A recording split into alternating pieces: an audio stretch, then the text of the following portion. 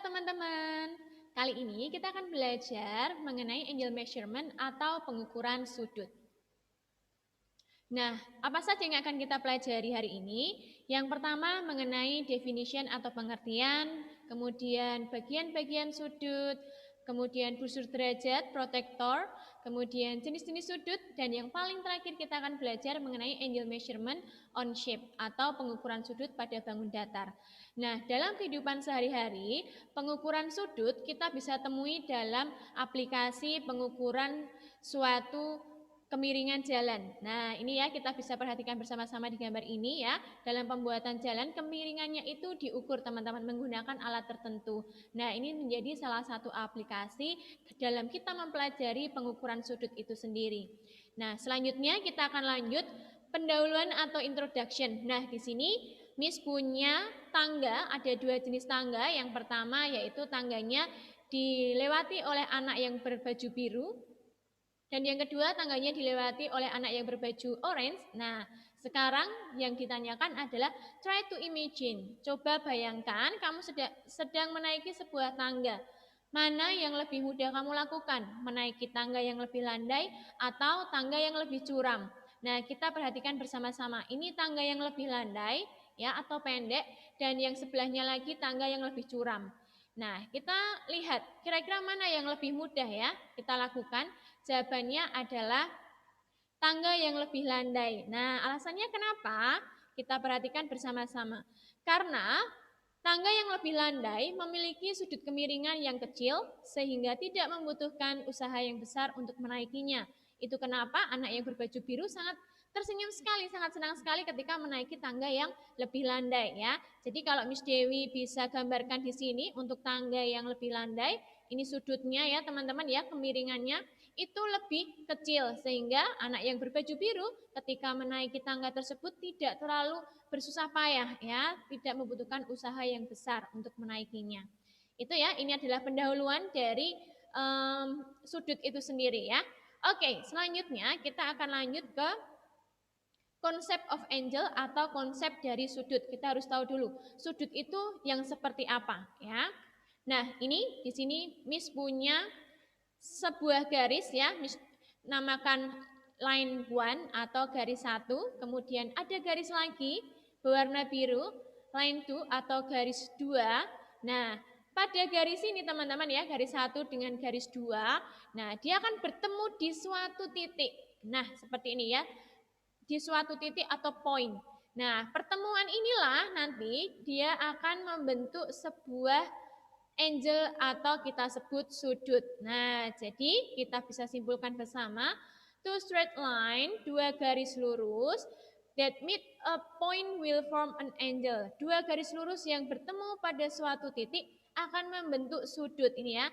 Dua garis lurus, garis 1, garis 2, jika bertemu akan membentuk sebuah sudut atau membentuk sudut ini ya, sudutnya yang Miss Dewi beri warna biru seperti ini ya. Dia akan membentuk sebuah sudut. Nah, selanjutnya kita masuk ke dalam part of an angle atau bagian-bagian sudut. Nah, di sini Miss Dewi punya sudut seperti ini ya. Nah, sudutnya ada di ujung sini, ada huruf A, B, dan C. Nah, kita akan menentukan bagian sudut itu apa saja. Bagian sudut itu ada 3, teman-teman ya. Ada name of angle, nama sudut, kemudian vertex atau titik sudut, dan juga ada edge atau kaki sudut ya. Nah, kita akan meneliti satu-satu ya. Yang pertama, name of angle. Bagaimana sih cara menentukan nama sudut tersebut ya dari gambar ini? Kita lihat di sini ya, di ujung-ujung ada huruf A dan C. Dan di titiknya, titik pertemuannya itu adalah B. Nah, kita sebutkan dari yang ujung dulu, boleh ujung yang atas atau ujung yang bawah. Berarti jangan lupa simbolnya sudut seperti ini, sudut ABC. Nah, ABC atau teman-teman juga bisa sebutkan sudut dari CBA. Intinya untuk huruf B itu harus di tengah karena huruf B merupakan titik sudutnya atau titik pertemuan. Nah, ini ya antara dua garis. Jadi B ini harus di tengah, tidak boleh di ujung A atau C. Jadi harus di tengah-tengah begitu ya.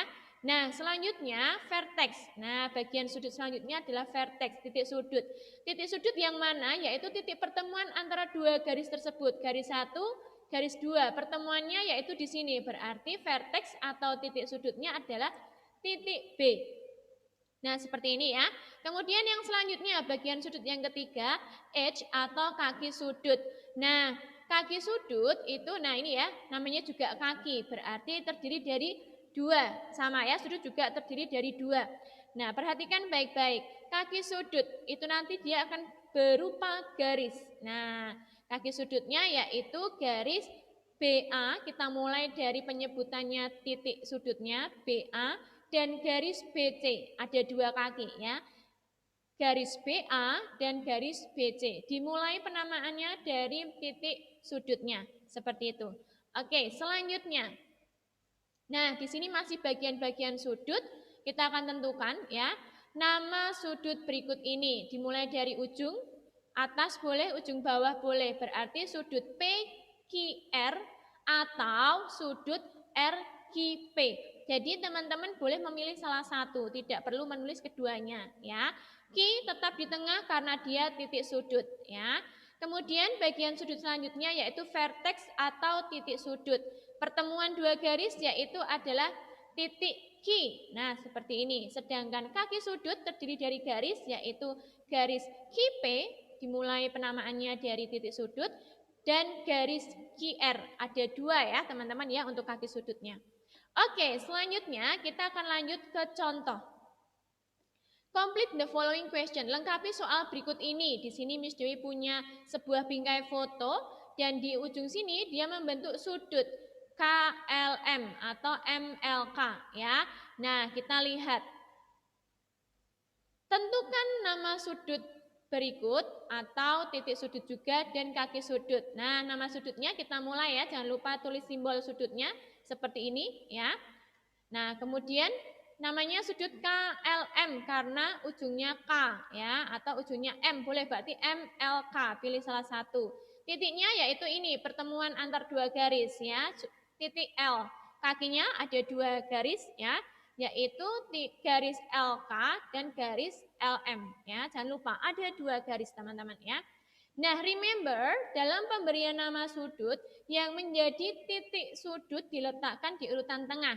Misalkan sudut ABC atau CBA. Yang di tengah B ini pastilah merupakan titik sudut. Atau contoh yang lain, sudut PQR atau sudut RKP. Ya, nah Q di tengah ini merupakan titik sudut. Jadi yang berada di tengah letaknya itu adalah titik sudut. Tidak boleh diletakkan di ujung kanan atau ujung kiri. Seperti itu ya. Oke, ini mengenai bagian-bagian sudut. Nah, nanti teman-teman bisa mengerjakan Let's do your turn, page 22 ya. Oke, selanjutnya kita akan masuk ke dalam protractor atau busur derajat. Nah, seperti ini. Kita mengenal dulu ya. Nah, di dalam protractor ini ada bagian-bagiannya. Gunanya apa? Busur derajat atau protractor berfungsi untuk mengukur besar sudut. Jadi, sudut yang tadi sudah kita namai, kita akan menghitung atau mengukur besar sudutnya berapa menggunakan busur derajat. Nah, kita harus terlebih dahulu tahu bagian-bagian ya dari busur derajat. Yang pertama, kita lihat dari ujung sebelah kiri ini ada skala 0 derajat ya. Besar sudut itu satuannya derajat sehingga kita menyebutnya 0 derajat. Ini merupakan skala luar, teman-teman. Kenapa skala luar? Karena berada di luar. Nah, nanti dia akan bertemu di sini yaitu 180 derajat skala luarnya di sebelah kanan ya. Kalau ada skala luar berarti ada skala dalam. Nolnya terbalik, ada di sebelah kanannya. Ini skala 0 derajat ya, di skala dalam. Nanti di ujung sebelah kiri ada 180 derajat ya. Jadi kalau teman-teman mengukurnya melihat skala luar, lihatlah skala luar selalu ya. Kalau teman-teman mulainya melihat skala dalam, berarti harus berakhir di skala dalam, seperti itu. Selain itu ada juga titik pusat busur derajat. Ini nanti untuk di titik sudutnya yang akan kita ukur, letaknya di sini, di titik pusat busur derajat ya, sama-sama pusat. Kemudian yang bawah ini merupakan garis alasnya, yang berupa garis warna hitam bawah ini ya, garis alas busur derajat. Nah, itu teman-teman ya, kita tahu dulu bagian-bagiannya. Nah, selanjutnya kalau kita sudah mengetahui bagian-bagiannya, kita akan mulai berlatih how to measure the angle with a protractor ya. Bagaimana cara mengukur besar sudut dengan busur derajat. Nah, di sini Miss punya sebuah sudut ya, tentukan besar sudut ABC. A, B, C. Yang kita ukur adalah yang B ini loh teman-teman ya, yang sudut B, karena ini pertemuan dari dua garis. Inilah yang akan kita ukur besar sudutnya. ABC itu artinya yang kita ukur adalah titik B-nya ini berapa ya, ini. Nah, step 1 atau langkah pertama, letakkan titik pusat busur di titik B. Nah, ini tadi ya, titik pusat busur di titik B. Karena ini poinnya ya, titiknya. Pastikan garis AB berimpit dengan garis alas busur itu ya. Nah, contohnya seperti ini teman-teman ya. Nah, ini ya, ini titik. Nah, ini ya, ini yang sudut B-nya ini nanti kita akan letakkan di titik pusat busur. Nah, ini ya tadi titik pusat busur di sini kita letakkan yang akan kita ukur. Nah, kemudian harus AB-nya berimpit dengan alas busurnya. Ini tadi alasnya ya. Nah, kita lihat di sini mulainya dari 0 ya teman-teman ya, yang berimpit ini mulainya dari 0 karena ini merupakan skala luar, berarti kita akan melihat sampai ujungnya skala luar ya. Nah, dia berhenti di sini batasnya di garis merah ini ya, yaitu di 120. Berarti ini ya, besar sudut ABC yaitu 120 derajat karena dia berhenti di skala luar yaitu 120 derajat seperti itu ya, berimpit dengan besar sudut 120 derajat. Seperti itu ya teman-teman ya. Jadi besar sudut ABC yaitu 120 derajat. Oke, selanjutnya, contoh selanjutnya, tentukan besar sudut XYZ. Berarti titiknya di sini Z ya. Sama seperti tadi, titik Z-nya kita letakkan di titik pusat busur seperti ini dan berimpit. Nah, yang berimpit itu yang di sebelah sini, berarti kita menggunakan 0 yang skala dalam. Nah, kalau kita menggunakan 0 skala dalam, berarti kita melihat ujungnya yaitu skala dalam, yaitu berhenti di sini, garis merahnya berhenti di sini. Nah, kita lihatnya, oh berarti besar sudut XYZ yaitu 60 derajat. Nah, seperti itu ya. Jadi kalau teman-teman melihatnya skala dalam, berarti lihatlah yang paling ujungnya juga skala dalam, seperti itu. Nah, itu teman-teman cara mengukur besar sudut menggunakan busur derajat ya. Nah, seperti itu. Kita akan lanjut ke selanjutnya. Nah, nanti teman-teman bisa mengerjakan Let's Do Your Turn page 24 ya. Nah, selanjutnya kita akan belajar mengenai types of angles atau jenis-jenis sudut. Ada 4 jenis sudut, yaitu acute angle atau sudut lancip, sudut yang besarnya kurang dari 90 derajat. Yang kedua, right angle atau sudut siku-siku, besarnya tepat di 90 derajat seperti ini simbolnya, siku-siku. Kemudian yang ketiga, obtuse angle atau sudut tumpul, besarnya antara 90 derajat sampai dengan 180 derajat ya, berarti 90 dan 180 tidak ikut di antaranya angka ini ya. Kemudian yang keempat, straight angle atau sudut lurus, tepat di 180 derajat. Nah, kita tahu dulu ya jenisnya ya, ada 4 ya. Oke, selanjutnya. Nah, kita akan belajar sudut yang dibentuk oleh wind direction atau arah mata angin. Kita mengenal ini ya, utara, timur laut, timur, tenggara, selatan, barat daya, barat, dan barat laut ya. Nah, di sini utara ke timur itu membentuk sudut siku-siku. Berarti timur laut ya, jika dibagi menjadi 2, nanti dia akan masing-masingnya 45 derajat, 45 derajat. Kalau kita total tetap 90. Nah, ini asal mulanya teman-teman ya, 45 derajat. Jadi antara utara ke timur laut itu besarnya 45 derajat. Nah, sekarang kita akan lihat soal berikut ini. Tentukan sudut dan jenis sudut ya, tentukan besar sudut dan jenis sudut yang dibentuk oleh arah mata angin berikut. Contohnya nomor 1, north, utara, ke east atau timur itu membentuk sudut siku-siku yaitu 90 derajat karena 45 ditambah dengan 45. Kemudian nomor 2, north ke southeast. Berarti yang ini ya, north ke southeast. Nah, berarti kita lihat 45 ditambah 45 ditambah lagi di sini ya, karena north melewati northeast, melewati east, dan kemudian southeast ya. 45 di sini juga 45.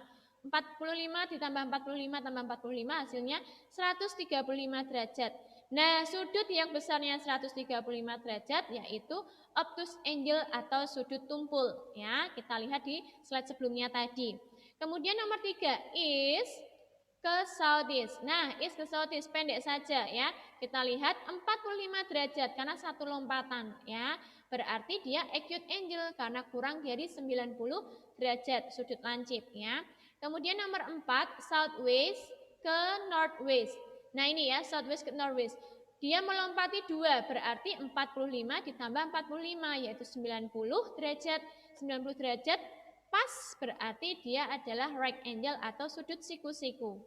Kemudian nomor 5 terakhir south ke north. Nah, ini melompati 1, 2, 3, 4. Berarti 45-nya ditambah 4 kali. 45-nya ditambah 45 ditambah 45 tambah 45. Hasilnya 180 derajat. Pas di 180 derajat itu artinya dia jenis sudutnya straight angle atau sudut lurus. Gitu ya teman-teman ya. Nah, kita akan lanjut ke whole round angle, a half round angle, and a quarter round angle. Nah, ini ya. Bagian sudut. Nah, kita punya sudut 1 putaran, sudut setengah putaran, sudut 1/4 putaran, sudut 3/4 putaran. Kita tahu dulu. 1 putaran itu besarnya berapa? Yaitu 360. Gambarnya seperti ini, teman-teman ya. Full 360 melingkari seperti bangun lingkaran ya. Kemudian sudut setengah putaran berarti 1/2 atau setengah dikali 360 fullnya yaitu 180 derajat. Bentuknya seperti ini ya, setengahnya, setengah lingkaran. Kemudian sudut 1/4 putaran, 1/4 dikali 360, hasilnya 90. Nah, seperti ini, yang warna biru ya, bagian yang warna biru daerahnya. Kemudian yang keempat, sudut 3/4 putaran, 3/4 kali 360 derajat, 270. Nah, gambarnya seperti ini ya, seperti gambar kartun ini ya, yang berwarna biru, 270, daerah berwarna biru, itulah yang menggambarkan besar sudut itu adalah 270 derajat. Nah, ini cukup dipahami saja teman-teman bagian ini ya. Jadi kalau ada istilah sudut setengah putaran itu besarnya 180 derajat, sudut 1/4 putaran itu besarnya 90 derajat. Oke, kita lanjut. Kita masuk ke clockwise atau jarum jam ya. Nah, ternyata teman-teman tidak hanya di arah mata angin saja yang membentuk sudut, di jarum jam juga akan membentuk sudut. Kita lihat bersama-sama. Nah, di sini Miss punya jarum jam dari angka 1 sampai dengan 12 ya. Nah, satu putaran ya, satu putaran tadi kita sudah belajar itu besarnya 360 derajat.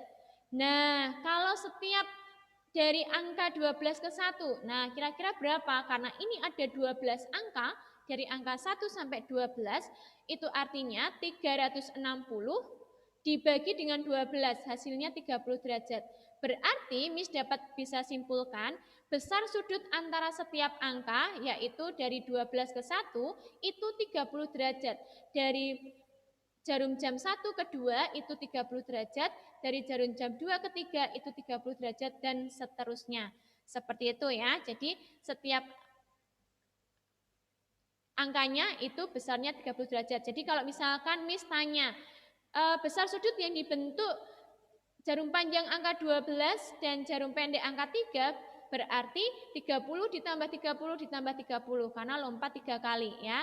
Tinggal dijumlahkan, yaitu 90 derajat, seperti itu.